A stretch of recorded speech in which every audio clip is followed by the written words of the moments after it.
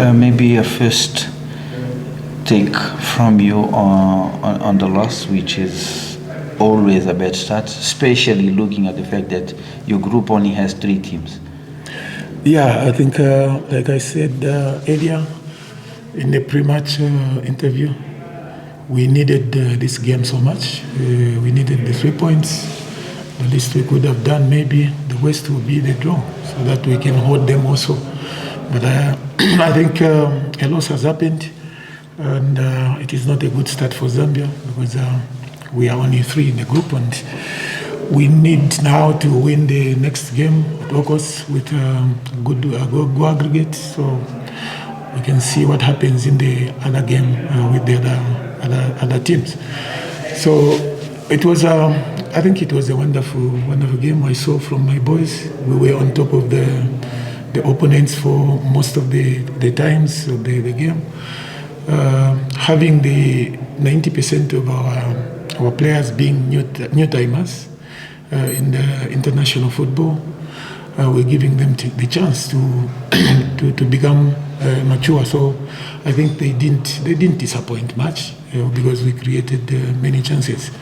The other team could not score from the run of play, and they knew their strength is relied on the heights that they had, and they used their set piece very well, and they got the goal through the mistake that our goalkeeper made.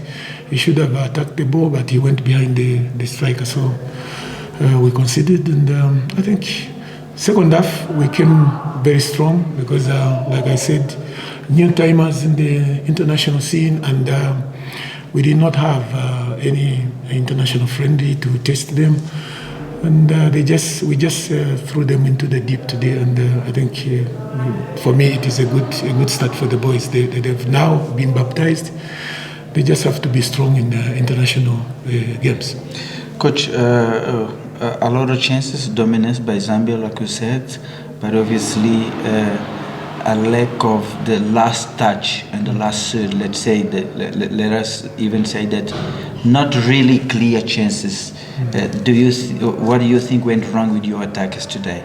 And then the second question would be, knowing that Comoros' strengths relied on the height, where did you go wrong in attacking those, the strength of your opposition? Like I said, the cutting edge was lacking on our side.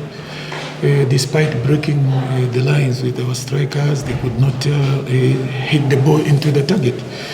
And then the biggest mistake again was for the midfielders not to collect the ball, so that we press through the midfield on the ground, and then break the lines with vertical passes through those spaces that Comoros were leaving.